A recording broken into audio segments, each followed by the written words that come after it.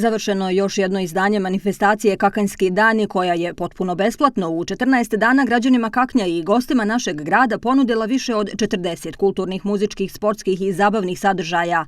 Organizator manifestacije i ove godine bila javna ustanova Kulturno-sportski centar Kakanj pod pokroviteljstvom općine Kakanj. Ne ulazeći u analizu samih sadržaja i ne sporeći značaj manifestacije za društveni život grada, postavili smo logično pitanje: koliko košta i koji su konkretni efekti manifestacije Kakanjski dani?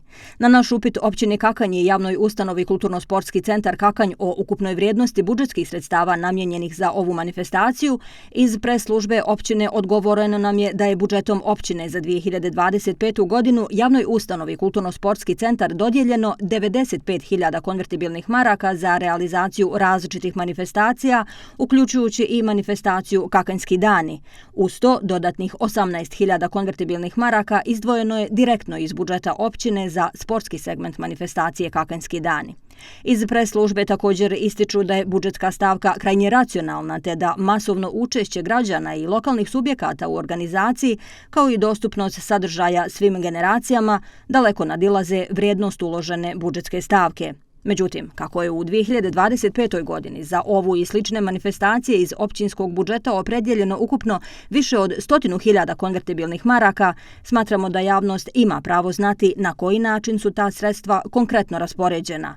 Od javne ustanove Kulturno-sportski centar tražili smo pojašnjenja o tačnom iznosu utrošenom za Kakanjske dane, te o strukturi i načinu utroška sredstava.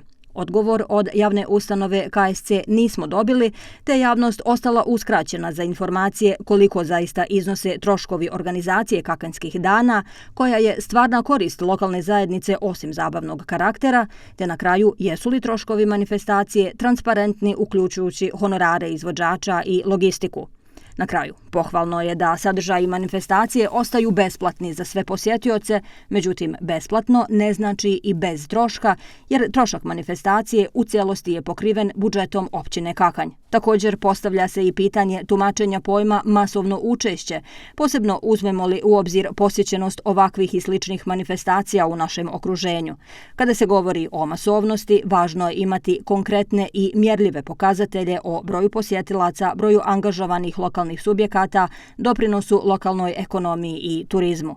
Da li će javnosti biti predstavljen detaljan izvještaj o utrošenim sredstvima i efektima manifestacije sa jasnim mjerenjima povrata investicije plaćene iz budžeta općine Kakanj, ostaje da vidimo.